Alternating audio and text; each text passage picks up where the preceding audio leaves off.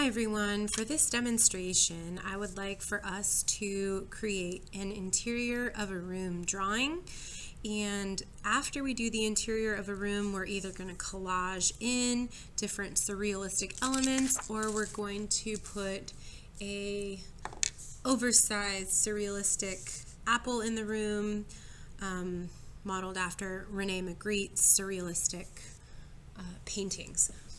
But before we do any of the surrealistic elements, we need to draw out the room using 1-point perspective. So we're going to start today with a 9 by 12 inch sheet of paper, and we need to find the true center. Everyone should have a pencil, sharp pencil, and a ruler for today's drawing.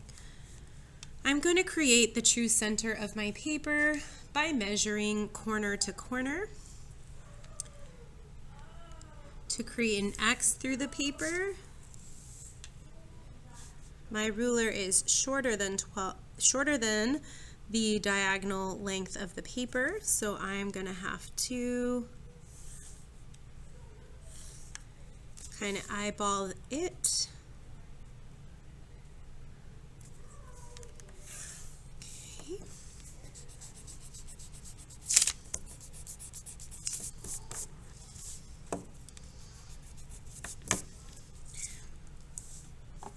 When you're doing this on your own, you want to make sure that you draw lightly so that you can erase any mistakes.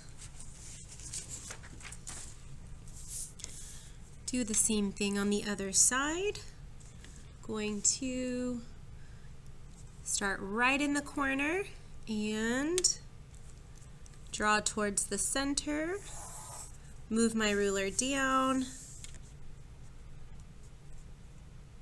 And that's how I find my true center there. I'm going to put a dot there. That is going to be my vanishing point. The next thing I'm going to do is I am going to create a window on one wall.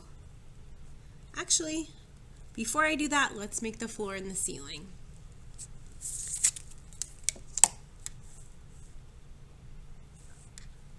I'm going to measure 2 inches up from the bottom of my paper. So I have my ruler right on 2 inches up is here for me, not the end of my ruler. The 0 point is inset. And I'm going to come here again. I'm going to make a small mark, 2 inches up.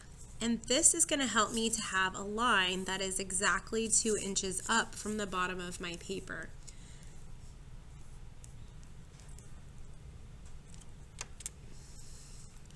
The line's only going to extend within the base of the triangle. And I'm going to do the same thing on the opposite side, so that essentially I'm creating a floor and a ceiling. Again, being careful to mark exactly 2 inches up from the bottom of the paper, making one small mark here, moving my ruler over, making a corresponding mark 2 inches up from the bottom, and then laying in that line.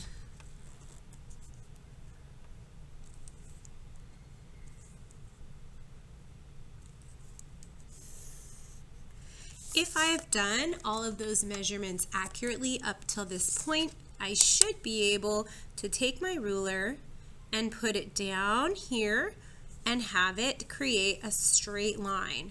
That's going to be my side wall. Now, I'm going to look at the whole length of my ruler in relation to the side of the paper and make sure that my ruler is running parallel. If it's not, then I know I need to make some slight adjustments before I draw this line in. Okay? Again, if things are just a little bit off like mine is, that's not that big of a deal. As long as the wall is straight, up and down, that's what you're most concerned with. Again, I'm going to look at the entire length of my ruler in relation to the side of the paper before I put in that line. Great. Now I have two side walls, a ceiling, and a floor. I'm going to erase the center part of my X, but I'm going to be careful not to erase my vanishing point because I'm going to need that for the rest of my drawing.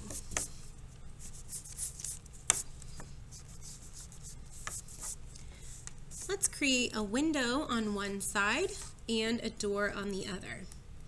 All of our horizontal lines should be converging to the vanishing point. So for the top and the bottom of the window, those are going to converge to the vanishing point. So I'm going to take my ruler, I'm going to align it with the vanishing point, and I'm going to draw in the top of my window. I'm going to move my ruler down to approximately how long I want my window to go within the side of this wall, and I'm going to put the bottom of my window. Now you get to decide, because you're the artist, how big or small you want your window to be. My suggestion is that your window does not extend the whole side of the wall, because that just doesn't leave very much wall left for you. So try to estimate where you think a window would go and make it approximately that height. Now the sides of my window are going to be vertical lines, and again, I'm looking at the length of my ruler in relation to the side of the paper before I put that line in.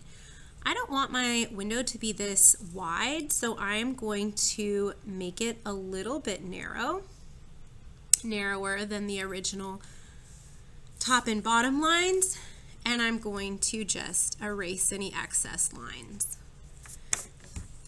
Now we can add further details to our window later, such as a frame around it or even like a crossbar going through it, but we'll wait till the end to see if we have time for that in today's drawing session. Let's move on to our door. I'm going to use the vanishing point again to create the top of the door. Remember, horizontal lines converge to the vanishing point, and your vertical lines are going to be remaining vertical. So let's put in the door here. I'm going to make sure my ruler's on the vanishing point. I'm going to find the appropriate height for my door. Remember, someone has to theoretically be able to walk through this door, so you don't want it to be really low, and you also don't want it to be right on the ceiling. You do not need to do the bottom of the door because it's going to rest on the bottom of the wall here, this bottom edge of the floor. Okay, now we're going to put in this vertical line, drop it down here. Again, I've tried to make sure that my ruler is running parallel with the side of the paper and put that line in. And then again, I put about a little bit of a sliver here. My ruler might be wider than your ruler or narrower, so you just kind of want to make your door so that it's not taking over the whole side of the wall, and you don't want it to be too skinny either. So you can just estimate its height and width. There's no specific height or width measurement, but if it looks right, it's probably okay. If it looks too short, make it taller. Let's give our door some thickness now. So a door jamb will make it look a little bit more believable. I'm going to do my door jamb on the inside edge, the edge that's closest to the vanishing point. I'm going to draw down. I'm going to stop before I hit the floor, and I'm going to make that a straight line there. Now it looks like our doorway has a little bit of thickness, and it makes it more believable. Do the same thing to the top. And now align your ruler with the bottom of this back wall here. I'm going to make sure that my ruler is aligned, and then I'm going to extend that line into the next room. And what a cool effect. It makes it automatically look like your next room has a back wall and a floor. We are starting to create the illusion of depth using linear perspective. So it's looking really good so far. Let's create a checkerboard floor, which is always a really fun way to create the illusion of depth within a space, is to create a checkerboard floor. So first, I want to make some marks on the bottom of the paper that's going to tell me how wide each check will be. I'm going to zoom in a little bit so you guys can all see this closely. My paper is 12 inches in length, as yours should be too for our assignment. So what we're going to do is I'm going to align the corner of my paper with the 0 and then over here with the 12. So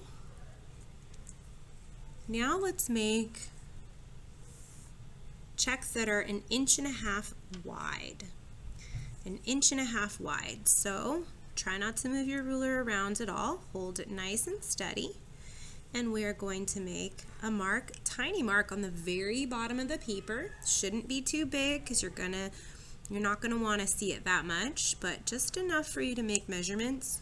1.5, 3, 4.5, 6, 7.5, 9, and 10.5. So that is each 1.5 inches apart. I'll say those measurements again. It's 1.5, 3, 4.5, 6, 7.5, 9, and 10.5. Now, we're going to move our ruler out and we're going to use those measurements to help us draw the vertical lines or the lines of our floor here. I'm aligning my ruler with the vanishing point and the mark that I've made, and I'm going to make sure that my ruler is always touching the vanishing point every single time. I'm going directly down to the mark that I've made on the floor every single time.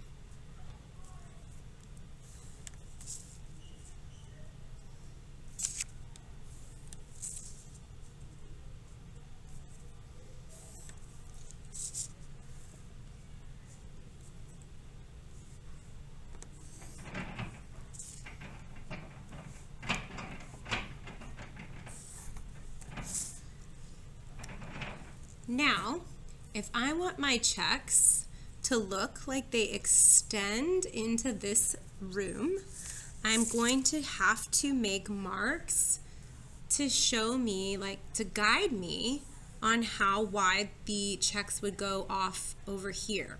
So what I'm going to do is I'm going to put my ruler down. I'm going to make it on 3 inches.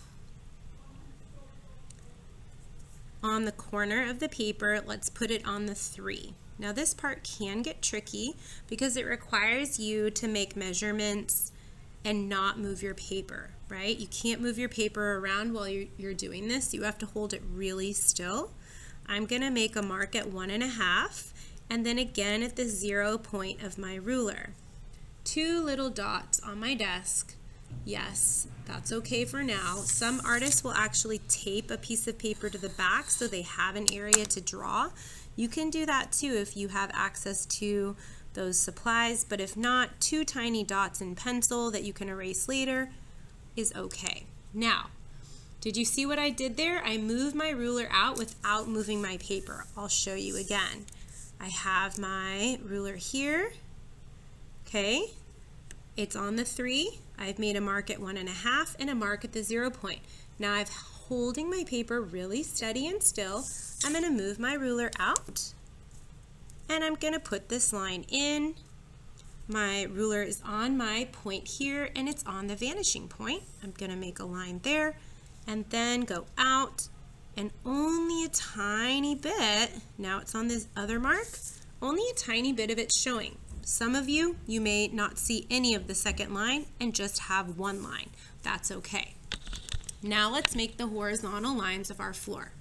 In order to tell us where our horizontal marks Where our lines are going to fall on the floor, we need to make a light, very light, because you're going to erase it later, diagonal going through the bottom of the floor. I'm drawing darker so that you can see it on this video, but please do not draw your diagonal that dark because you have to erase it later and you don't want it to show.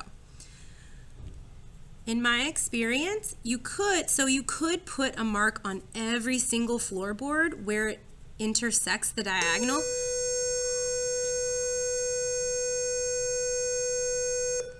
But in my experience, it's a lot. It's a lot, too many checks. So what I think is that you need it to be on every other floorboard. So I'm going to skip one, put a mark, skip one, put a mark, skip one, put a mark, skip one. So I have only 3 marks that I have. And then I'm going to use these marks to create the horizontal lines that go through my floor. Now, one thing that is so important as you're doing this is to make sure the length of your ruler is running straight the whole way across, because it might be, mine's a tiny bit off there, it should be fine. It might be, say your ruler is going straight through the mark you made, but it's at an angle, right? Then your whole floor is going to start looking like it's falling off to one side. Okay, I'm going to raise my ruler up. I want to look at the whole length of the bottom of my floor and make sure that my ruler is running parallel compared to the bottom of the floor. Okay. Then I'm going to put in this line here, like that, and then one more line here. I'm going to look at the whole length of the bottom of my paper, and I'm going to put in this mark. Okay, now I have my floorboards. Okay, you'll erase this diagonal, and then you can prepare to start coloring. We've run out of time for today's tutorial, but please be aware that you could put details around the window if you'd like this, but that's up to you. Thank you for watching.